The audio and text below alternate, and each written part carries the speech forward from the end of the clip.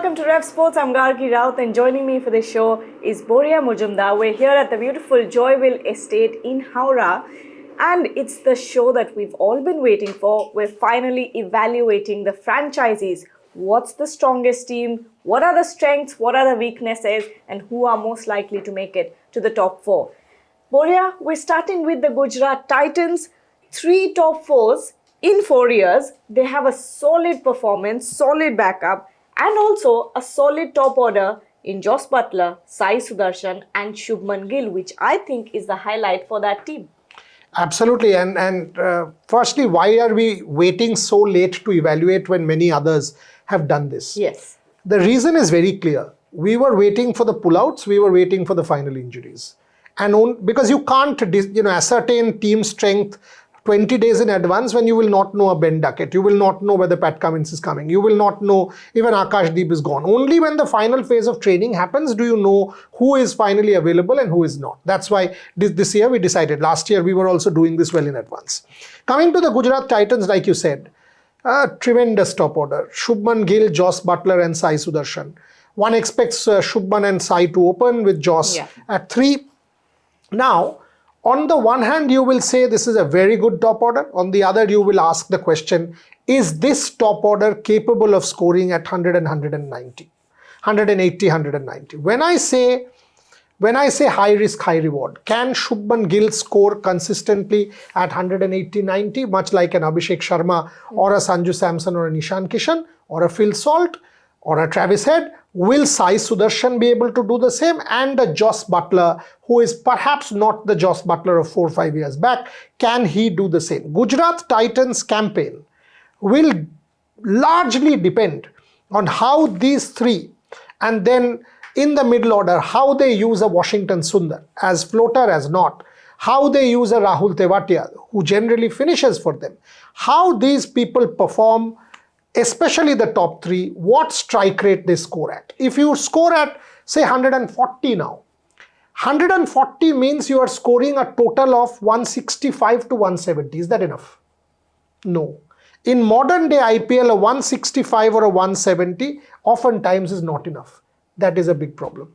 And when you look at their bowling, they've got Mohammad Siraj, they've got Kagiso Rabada, Prasidh Krishna. In spin, they have a Washington Sundar and a Rashid Khan. So bowling looks solid as well. Very, very good. Very good. Very, very good. Having said that, when I see Mohammad Siraj, I see Rabada, I see Prasidh, and then when I take a look at this fast bowling lineup, each one of them have in the past been guilty of leaking runs. On days Mohammad Siraj will be smashing, pick up 3-4 wickets. On days Rabada will be smashing and pick up 3-4 wickets. Prasidh as well has the ability to do that. But there can be days when Prasidh goes for a 20-run over. Yes. A Rabada goes for a haywire ball which goes over the keeper's head for a wide 5. Each one of these bowlers are guilty of leaking runs on occasions. So it's a very kind of, maverick sort of team.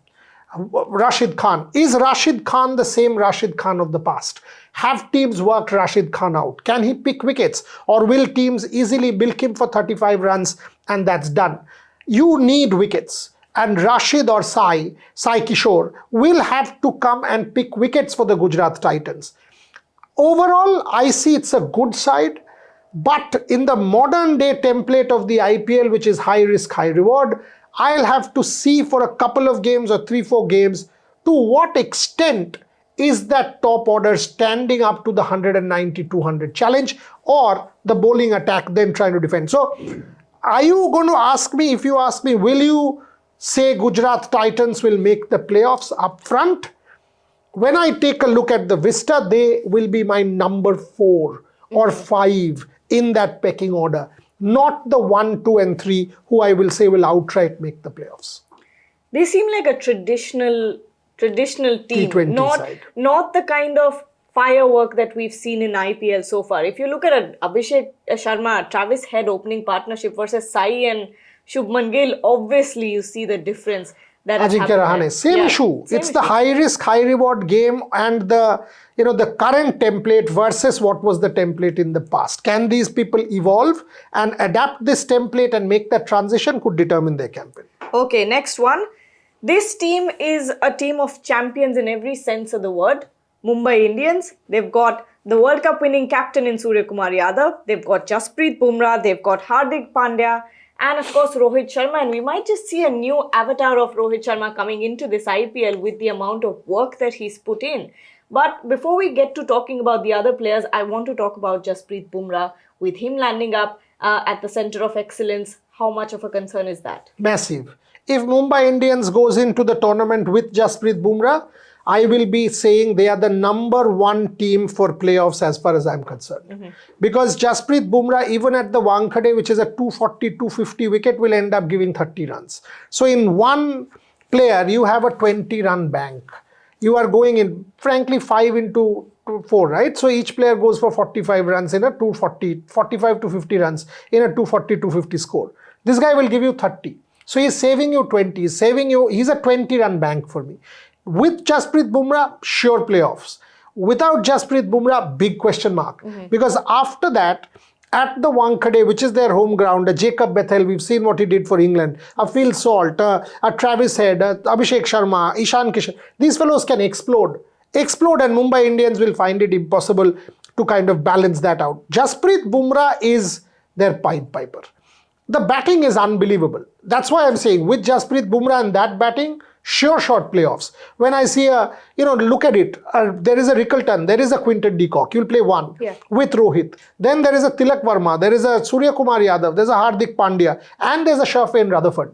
And you're like, boy, these guys can chase any total down. But the real story there with this batting attack is going to be Jasprit Bumrah, because otherwise it's a brilliant batting attack. Hardik will bowl well. For him as captain, this is a massive test. They've got decent bowling options. The decider will be Bumrah. Now, Rohit Sharma, you've met him quite recently. You've seen this in him, in his new avatar. He's leaned out. He's working quite hard. We've seen the others in the World Cup. We know what they can do, what sort of rhythm they are in. But Rohit Sharma? Oh, yeah. I mean, I couldn't really believe what I saw. He has at least lost 10 kilos for me. I mean, he looked lean, he looked committed, he was doing these sprints at the Mumbai Cricket Association BKC ground. He said, I've lost weight. I said, what are you talking? Look at yourself. I mean, and we were just, and he said, Dada, सुकून में training कर रहा हूँ, कोई disturb नहीं करता है. So I said, क्यों? He said, देखो, लास्ट जब इंडिया कैप्टन था, हर दिन कोई कुछ ना कुछ लगा रहता था. अभी देखो, सुकून से आता हूँ, ट्रेनिंग करता हूँ, कोई डिस्टर्ब नहीं कर रहा है, मस्ती से कर रहा हूँ. And you can sense that this guy is in his zone. You could also sense that this IPL is not his mission. His mission is World Cup 27. That's why he's doing what he's doing. Rohit Sharma looked the part to me, and I will absolutely agree with you that at the start of the innings, you might just see a very explosive Rohit Sharma setting things up. It seems like that will be the case here.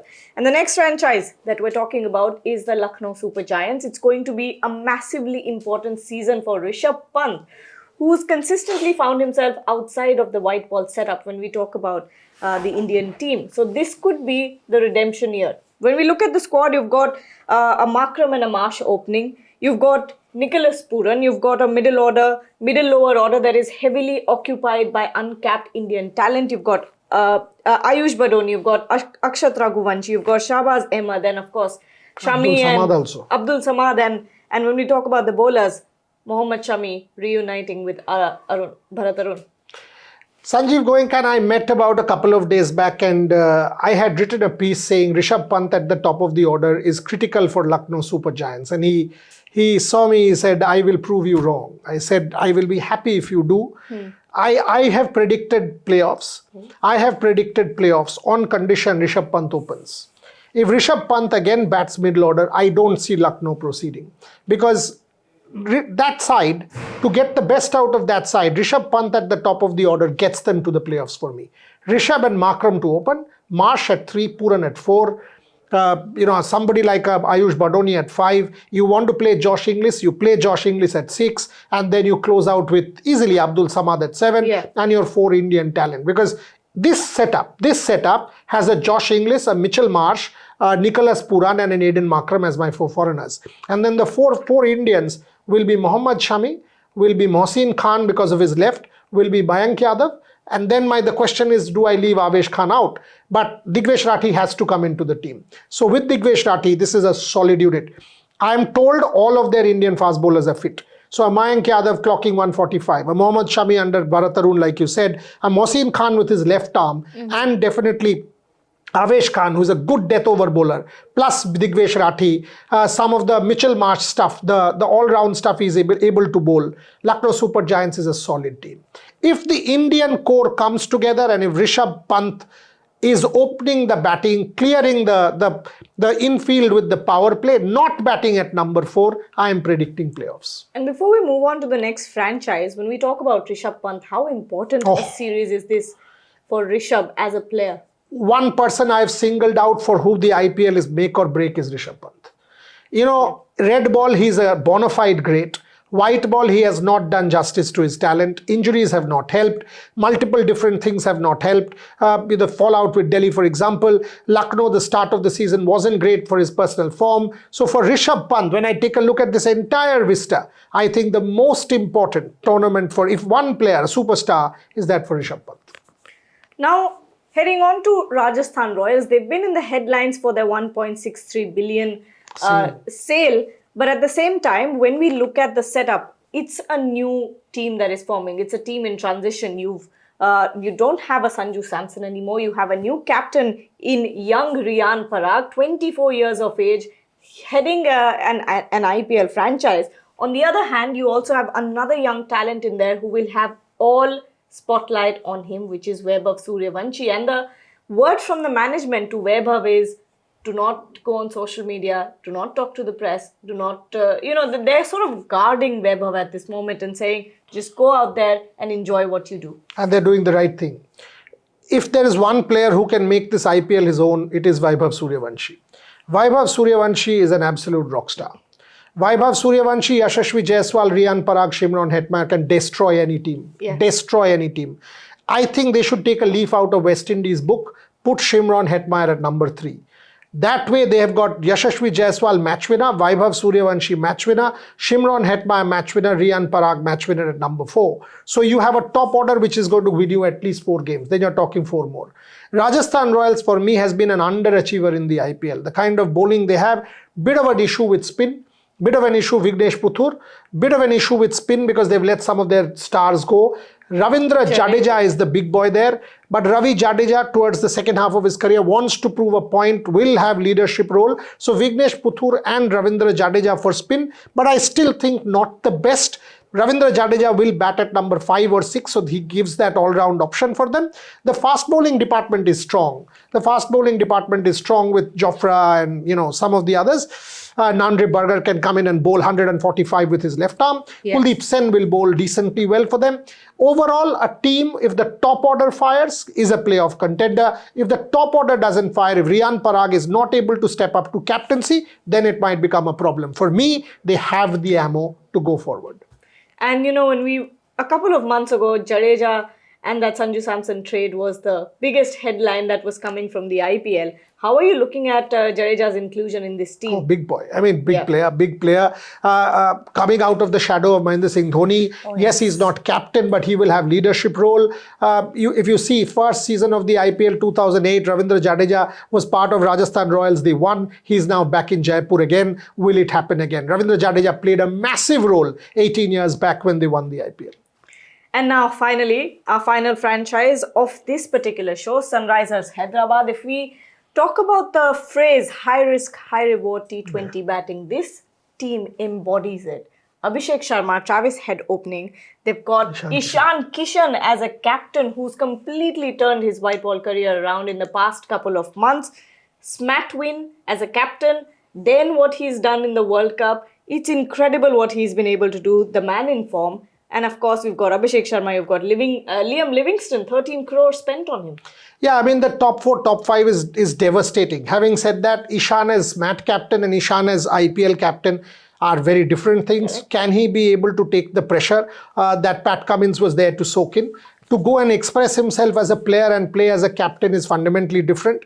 But Ishan Kishan has shown enormous amount of potential, talent, and also uninhibited batting. Ishan has to do that.